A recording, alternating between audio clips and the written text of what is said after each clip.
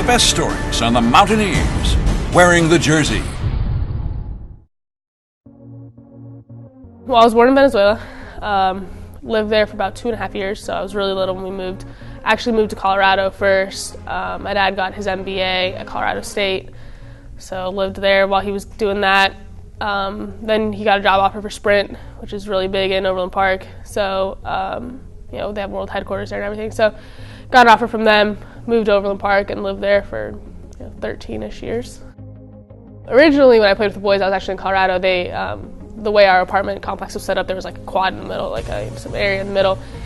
And I was always out running. My mom would just kind of look, watch me through the window. And at first, they didn't want to play with me. Then after they realized I was at least decent, they were like my mom said they would come and knock on my door and ask me to come out and play, which she always thought was funny because I had this massive dollhouse that my grandpa had built. It was like a life-size dollhouse thing in our front yard. And all the little girls would play in there, but I'd be out with the boys playing soccer, so I was kind of a tomboy. I played actually up a lot when I was younger, so I played with 18-year-olds when I was 11. So that's always kind of been one of those things that I did, was try to help my game in that way, playing with people that were older than me, faster than me, bigger than me. Really prepared me for high school soccer and then college soccer. The recruitment process is all about looking at a whole bunch of different schools, seeing what you want. Ironically enough, I didn't want to play in the Big 12. I didn't want to stay close to home. So I kind of looked a little further out. I ended up coming to Morgantown, and it was a whole different experience than what I really thought it was going to be. From Kansas, you don't really know what West Virginia is. You kind of hear the stereotypes all the time. But the second you get here, it's not what people think it is at all. I was also, as a big college basketball fan, I was lucky enough to come for Deshaun Butler's 40-point game against Villanova. So that was pretty exciting for me to see that atmosphere and see how crazy people were about their sports. And I talked to Izzo a lot about the fact that it's not just basketball that people are really into. I mean, we get a pretty good crowd for women's soccer games, and that's something that you don't see at a lot of other schools. So, I just like the atmosphere a lot. Obviously, the coaching staff and the program fit with me. And then on the academic side, they have a good journalism program. So it kind of all just came together. I'm Frances Silva, and straight ahead, I'll tell you about a group of drugs that West Virginians are abusing at an alarming rate. Our award-winning WVU newscast starts now. I've liked journalism since middle school, honestly.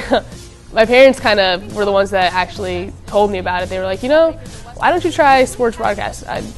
ESPN is always on at my house, or especially at that point, it was always on. Huge junkie. So they were like, maybe it's something you're going to like. So I was like, okay, why not? I actually shadowed, it's called Metro Sports back home. It's kind of a local sports station. Shadowed them for a day, absolutely loved it. And then lucky enough that at my high school, there's a pretty good journalism program. I went to a very good high school that prepared me really well for college.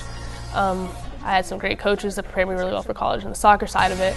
Academically, I just kind of set goals for myself and make sure that I achieve those goals. I'm, like I said, lucky enough to have that opportunity to graduate in 3 years, and I know that I'm just ambitious in that sense and never thought that it wouldn't be possible. So I knew that I'd have the opportunity, so once I got here, I was like, why not do it? Why not be the best you possibly can be?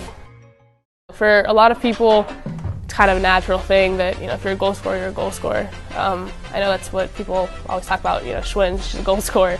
I didn't really play forward until I got here. I was actually a midfielder. So it's a little different for me, but I think that I had a lot of time to kind of build into that goal scorer. I played on the outside a lot my freshman year. I never went in the middle of the field. I was on the outside the whole time my freshman year.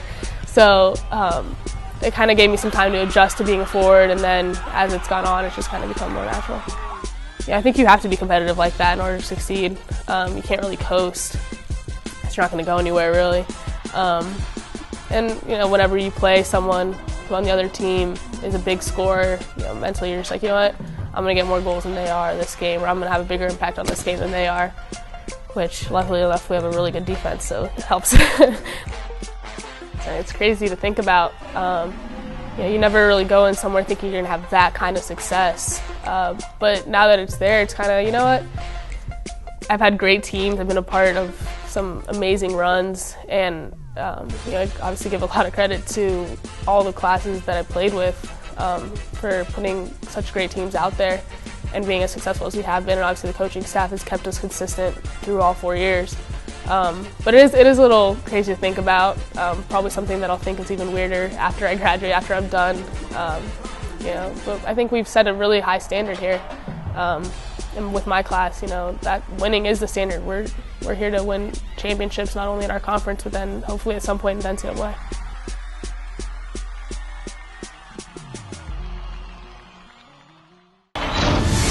The best stories on the Mountaineers wearing the jersey.